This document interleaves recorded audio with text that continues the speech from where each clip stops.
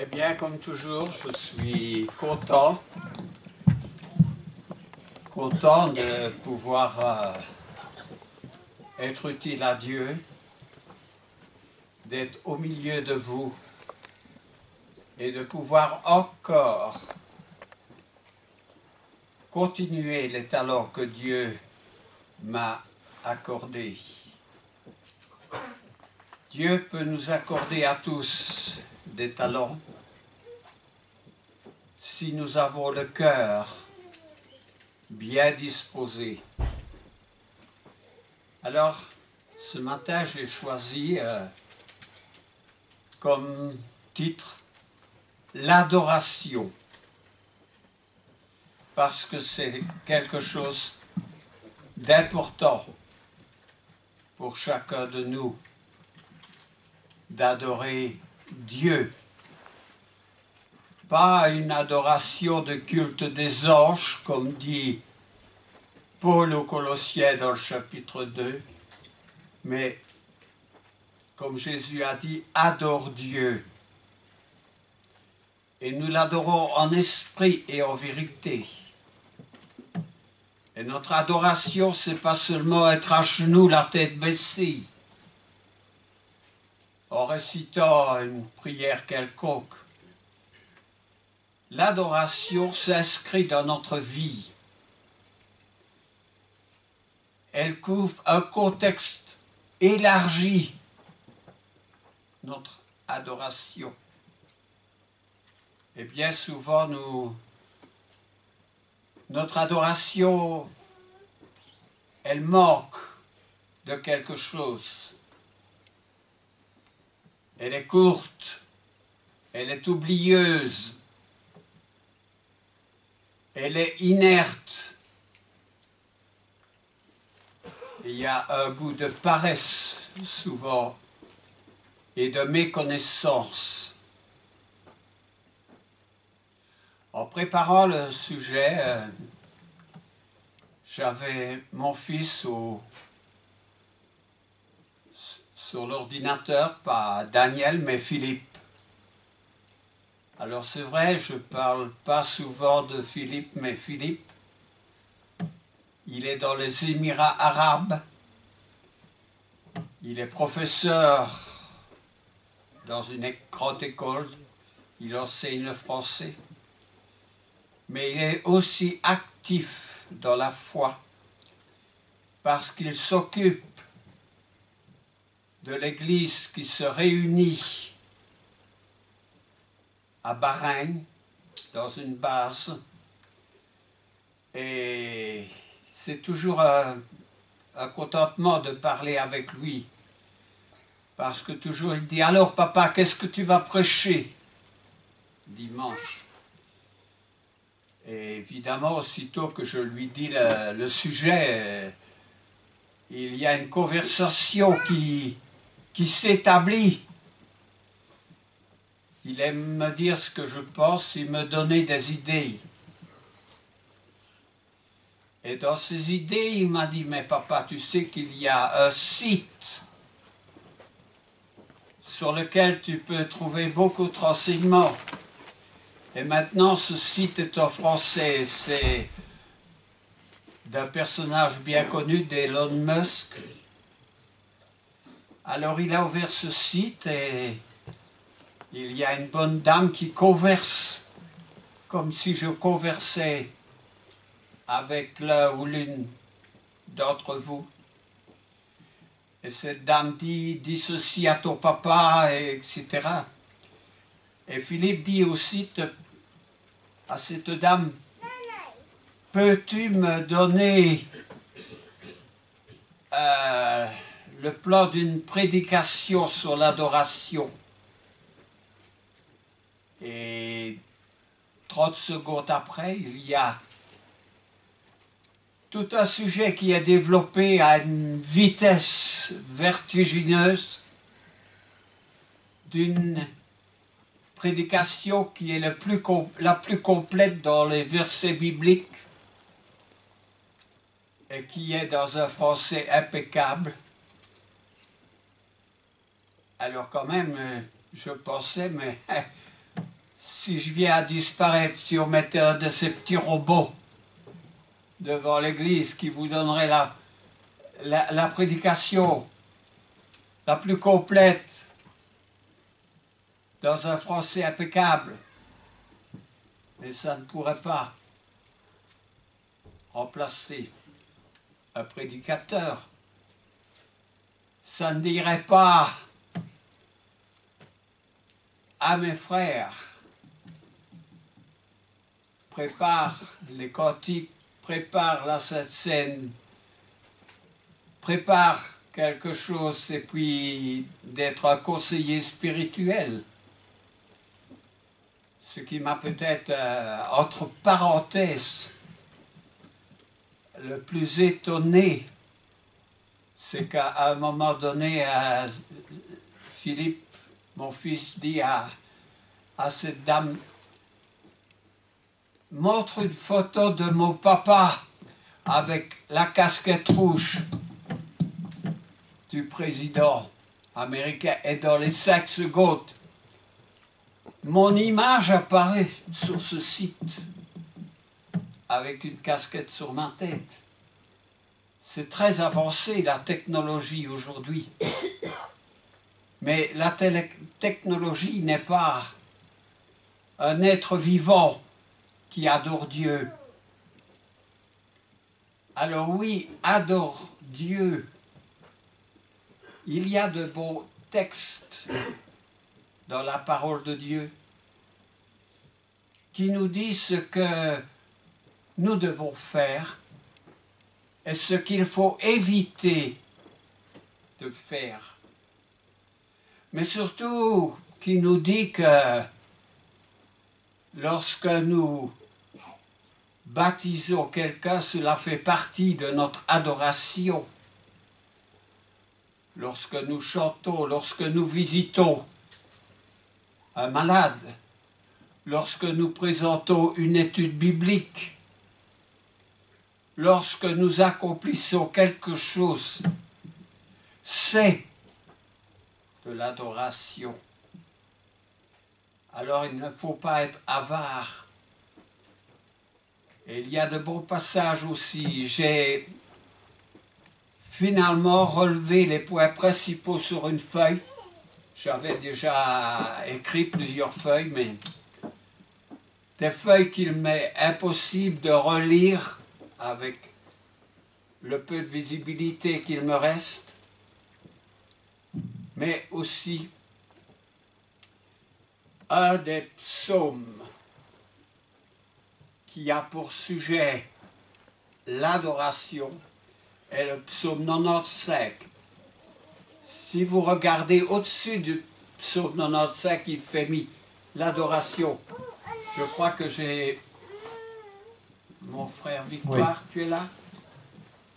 Non, il y a un remplaçant. Il y a un remplaçant, c'est bien.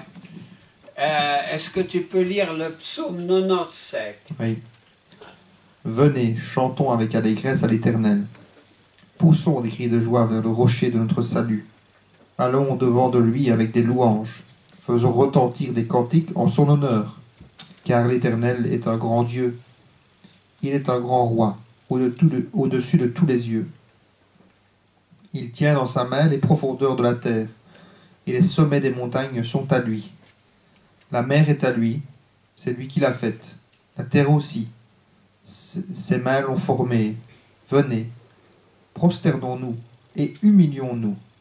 Fléchissons le genou devant l'Éternel, notre Créateur, car il est notre Dieu. Et nous sommes le peuple de son pâturage, le troupeau que sa main conduit.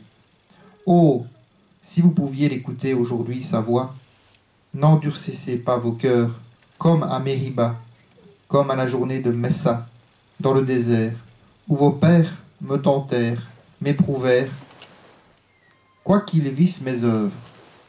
Pendant 40 ans, j'eus cette race en dégoût, et je dis, c'est un peuple dont le cœur est égaré. Ils ne connaissent pas mes voies, aussi je jurais dans ma colère, ils n'entreront pas dans mon repos. C'est un psaume qui est très très complet. Il parle de l'adoration. Il parle d'offrir des louanges à Dieu. Il parle qu'il est le créateur de toutes choses, que toutes choses appartiennent à Dieu. Il parle aussi de fléchir les genoux devant Dieu. Et dans les Écritures, nous pouvons voir que Dieu est le seul devant qui nous pouvons fléchir les genoux. Et certains qui ont refusé de fléchir les genoux devant un homme se sont attirés des remontrances. Alors, il parle ensuite de Mériba. Je ne veux vous en dire qu'un mot, c'est que c'est un endroit dans le désert de Shur. Alors les Israélites avaient quitté l'Égypte. Ils avaient traversé la mer Rouge, parce qu'aujourd'hui on veut nous faire croire que c'est un lac qui était dans le nord qu'ils ont traversé, mais c'est bien la mer qui s'est fendue en deux. Et puis ils ont dû effectuer 3 jours de marche dans le désert.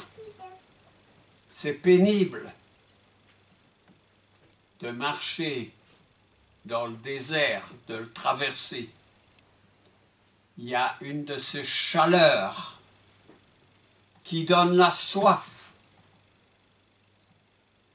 Et cette soif, lorsqu'ils sont arrivés dans les eaux de Mériba, cette eau n'était pas buvable.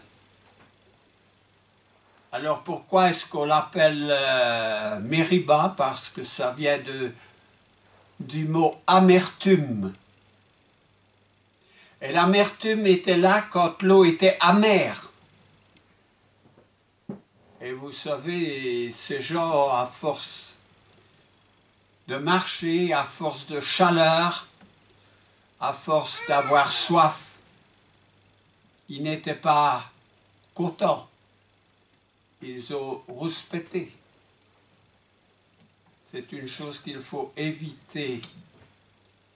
La rouspétance, les murmures et tout ce qui est d'un vocabulaire négatif. Alors oui, c'est un psaume qui est à prendre en considération. Alors, nous pourrions joindre un deuxième psaume avant de passer à des exemples concrets. C'est le psaume 100. Alors, je veux bien que le lecteur nous le lise. Poussez vers l'Éternel des cris de joie, vous tous, habitants de la terre. Servez l'Éternel avec joie. Venez avec allégresse en sa présence. Sachez que l'Éternel est Dieu. C'est lui qui nous a fait, et nous lui appartenons. Nous sommes son peuple, et le troupeau de son pâturage. Entrez dans ses portes avec des louanges, dans ses parvis avec des cantiques. Célébrez-le, bénissez son nom, car l'Éternel est bon. Sa bonté dure toujours, et sa fidélité de génération en génération. Avec joie, le don de la joie, avec des chants, des louanges, des cantiques. L'apôtre Paul, qui a probablement écrit l'Épître aux Hébreux dans le 13e chapitre, parle des louanges.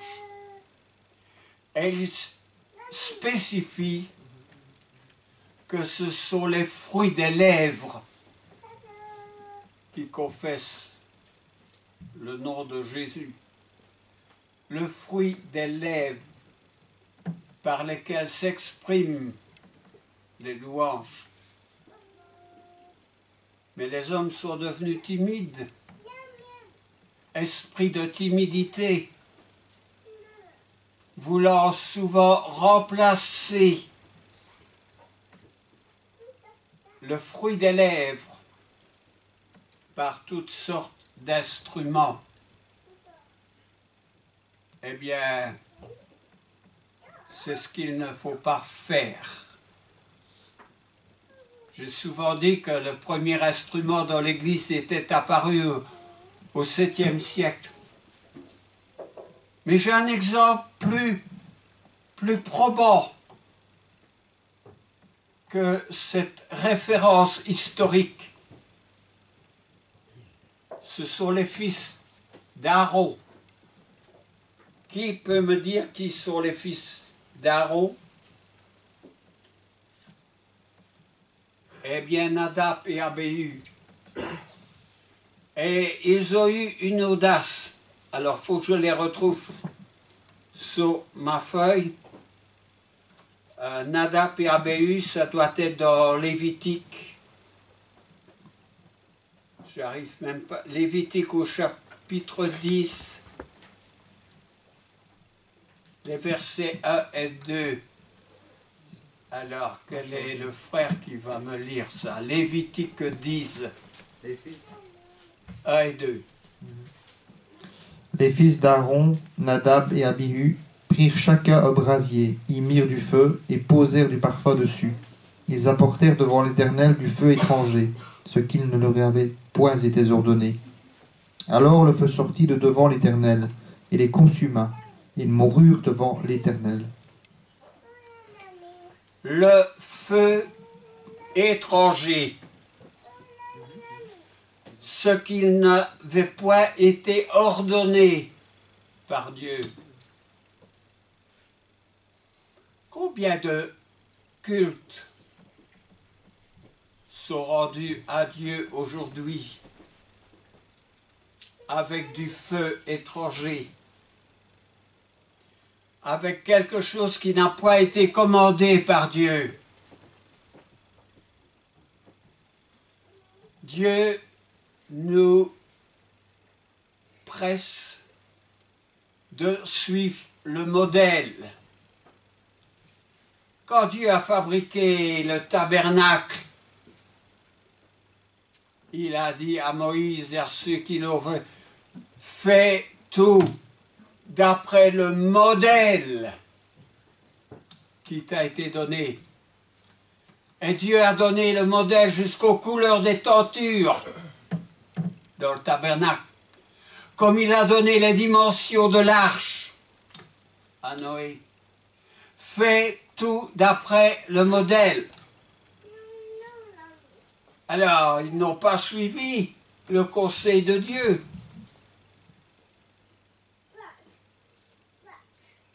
L'attitude de Dieu. Dieu a dit, oh, mes enfants, c'est gentil quand même d'offrir un culte, mais vous savez, c'est pas tout à fait ça. Dieu est plus catégorique que ça. Le feu a consumé les deux fils d'Aaron. Et Aaron n'était pas n'importe qui pour Dieu. Uza qui a posé ses mains pour éviter que l'arche ne tombe du chariot. Il est tombé mort instantanément. Parce que d'abord l'arche ne pouvait pas être mise sur un chariot, mais transportée à bras d'homme. Et probablement ces hommes, comme beaucoup aujourd'hui, ont dit « Oh, mais ça ne fait rien, c'est lourd, c'est plus pratique de le mettre sur un chariot. » C'est l'erreur de l'esprit humain. L'erreur. Parce que beaucoup de cultes sont remplis d'erreurs, de choses que Dieu n'a pas demandées. Et il faut s'abstenir des choses que Dieu n'a pas demandées. Et si vous êtes dans l'église de votre papa, de votre cousin, ou de n'importe qui n'a pas ce culte, qui est scripturaire, ce culte qui est demandé dans les Écritures, eh bien, séparez-vous. Observez ce que Dieu veut que vous fassiez. Alors, oui, Nadab et Abihu sont un bon exemple. Mais il y a aussi des exemples d'obéissance. La manière dont Daniel, dans l'Ancien Testament, et ses compagnons ont voulu garder, se soumettre à la volonté de Dieu. Dans le livre d'Esther, nous avons Aman et Mardoché. Mardoché qui ne veut pas s'incliner devant Aman. Ah oui, lui, le juif, il risquait de cet amalécite de grands problèmes. Mais il vaut mieux obéir à Dieu qu'aux hommes. Alors je reviens un peu à ma feuille dans ces conseils qui sont donnés pour l'adoration de Dieu. Moi, je veux bien qu'on relise encore Jean chapitre 4, verset 24.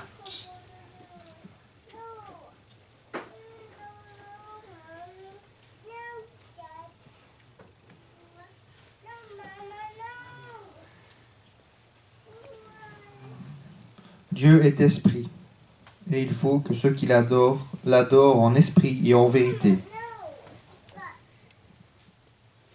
En esprit et en vérité. En vérité, c'est ce dont nous mettons l'accent. En vérité, parce que Jésus dit, ô Dieu, ta parole est la vérité. La vérité est la vie. Mais en esprit également. Il faut aussi adorer Dieu seul. Jésus a-t-il été adoré? C'est une question qu'on a posée à la classe précédente. Réfléchissez. Jésus a-t-il été adoré? Pendant la classe, notre sœur nous a répondu, lorsque les mages, suivant l'étoile, sont adorés, sont arrivés à Bethléem, offrant de la myrrhe, de l'encens, 3 choses, eh bien, c'est un acte d'adoration. Ils se sont déplacés, peut-être une chose qu'on fait moins maintenant, ils se sont déplacés pour venir s'incliner devant cet enfant de la promesse qui était né. Ils ont adoré Jésus. Mais il y a aussi un autre exemple. Allons dans l'évangile de Jean au chapitre 9.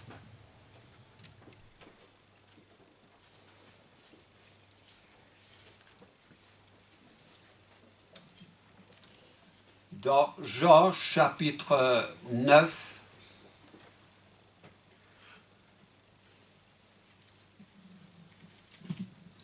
nous avons un entretien, une guérison, la guérison d'un aveugle né, que Jésus guérit de sa cécité. Alors, c'est Jean chapitre 9, les versets 25 à 38. 35 à 38, pardon. Nous pouvons les lire. Jean 9, 35 à 38. Jésus apprit qu'il l'avait chassé, et, l'ayant rencontré, il lui dit, « Crois-tu au Fils de Dieu ?» Il répondit, « Et qui est-il, Seigneur, afin que je croie en lui ?» « Tu l'as vu, lui dit Jésus, et celui qui te parle, c'est lui. » Et il dit, « Je crois, Seigneur. » Et il se prosterna devant lui. Et il se prosterna devant lui. Alors, on ne se prosterne que devant Dieu seul. On ne fléchit le genou que devant Dieu. On a donné l'exemple de Mardochée qui ne fléchissait pas le genou devant Aman. Il y a d'autres exemples aussi qui nous sont donnés, notamment deux bons exemples qui se trouvent dans le Nouveau Testament. Alors il y a cet exemple en Acte 10 à la maison de Corneille, lorsque Pierre, l'apôtre, arrive à la maison de Corneille, que fait Corneille? Eh bien, Corneille s'agenouille, reconnaissant que Pierre était le serviteur de Dieu, celui qui était envoyé pour changer le cours des événements. Et Corneille s'agenouille devant Pierre. Et que dit Pierre? « Relève-toi, je suis un homme. Relève-toi, je suis un homme. » Si vous allez à la grande église au Vatican, devant celui qui est prétendu être le chef de l'église, parce que Jésus est en vacances, donc il le remplace. Les rois, les reines, les dignitaires viennent, tout le monde s'agenouille. Relève-toi, je ne suis qu'un homme. Mais vous me direz, un ange, c'est quand même plus qu'un homme. Dans l'Apocalypse,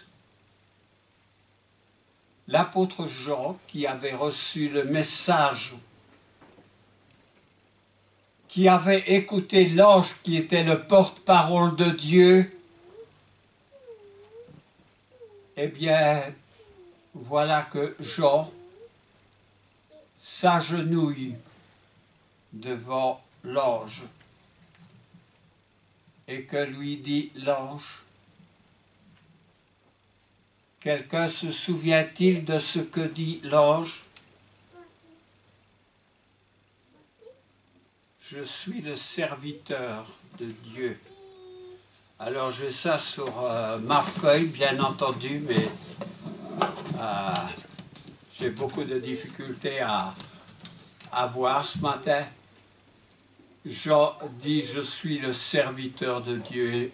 Et l'ange ne permet pas que l'apôtre Jean s'agenouille devant lui. Alors il est vrai que notre adoration englobe beaucoup d'attitudes, beaucoup de conseils.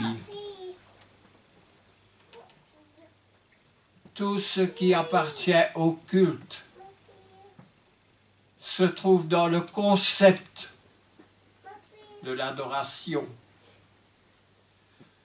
Lorsque nous prêchons la parole,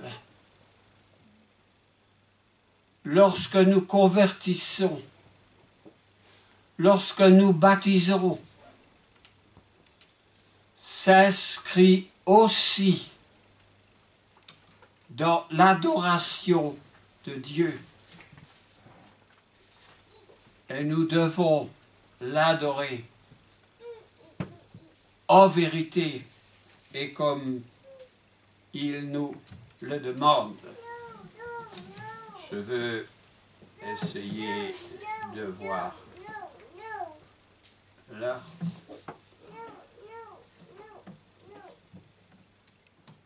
J'ouvre une parenthèse parce que peut-être il y a une question qui est bien précise en ce qui concerne l'adoration.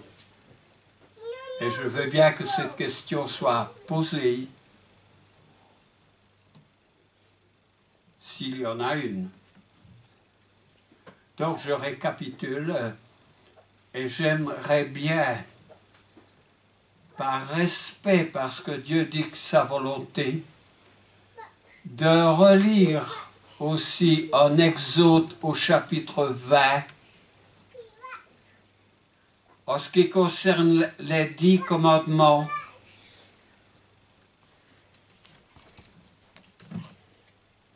ce que Dieu fait marquer sur les tables de pierre à destination de Moïse, qui est chargé de les communiquer, chargé d'instruire. Peut-on lire au moins les 4 premiers versets de Exode chapitre 20? Alors Dieu prononça toutes ces paroles en disant, « Je suis l'Éternel, ton Dieu, qui t'ai fait sortir du pays d'Égypte, de la maison de servitude. Tu n'auras pas d'autre Dieu devant ma face. Tu ne te feras point d'image taillée, ni de représentation quelconque des choses qui sont en haut dans les cieux, qui sont en bas sur la terre, et qui sont dans les eaux, plus bas que la terre. » Et peux-tu le lire encore deux versets? Tu ne te prosterneras point devant elles, et tu ne les serviras point, car moi, l'Éternel ton Dieu, je suis un Dieu jaloux, qui punit l'iniquité des pères sur les enfants jusqu'à la 3e et la 4e génération de ceux qui me haïssent, et qui fait miséricorde jusqu'à 1000 générations à ceux qui m'aiment et qui gardent mes commandements. Garder les commandements fait partie de notre adoration, de notre respect envers Dieu. Célébrer son nom, se déplacer lorsqu'il y a une activité à l'église, lorsqu'il y a étude de la parole de Dieu, c'est de l'adoration. Mais préférez prendre ce temps pour aller se promener, pour aller au coiffeur, prendre ce temps pour une activité sportive ou pour n'importe quelle autre chose n'est pas de l'adoration, n'est pas le respect inspiré par Dieu.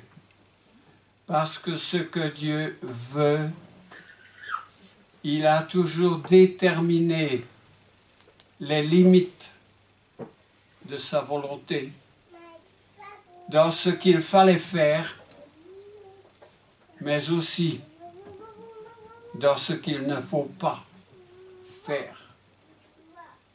Et là, Dieu nous a donné l'intelligence pour que nous puissions discerner ces choses. La confession de notre foi est aussi partie de notre adoration.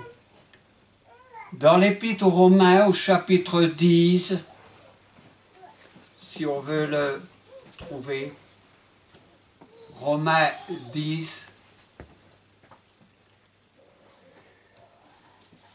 les versets 8 à 10.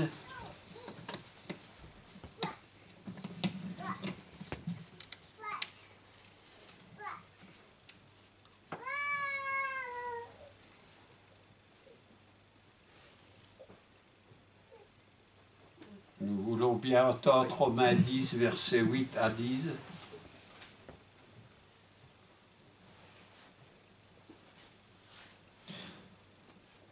Je trouve. Je vais commencer au 7 parce que oui. Descendra dans l'abîme, c'est faire. Ah non. Ou qui descendra dans l'abîme, c'est faire remonter Christ d'entre les morts. Que dit-elle donc? La parole est près de toi, dans ta bouche, et donc ton cœur. Or, c'est de la parole de la foi que nous prêchons. Si tu nous confesses de ta bouche le Seigneur Jésus, et si tu crois dans ton cœur que Dieu l'a ressuscité des morts, tu seras sauvé. Car c'est en croyant du cœur qu'on parvient à la justice, et c'est en confessant de la bouche qu'on parvient au salut, selon ce que dit l'Écriture. Quiconque croit en lui ne sera point confus.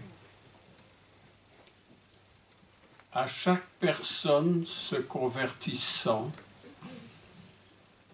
j'ai toujours posé cette même question qui fut posée par Philippe, par l'eunuque. Est-ce que tu crois que Jésus est le Fils de Dieu? Car, dit l'Écriture, c'est en confessant de la bouche qu'on parvient au salut. Je vous pose cette question ce matin. Avez-vous confessé de la bouche que Jésus est le Fils de Dieu, afin qu'en croyant vous ayez la vie en son nom? Cette confession,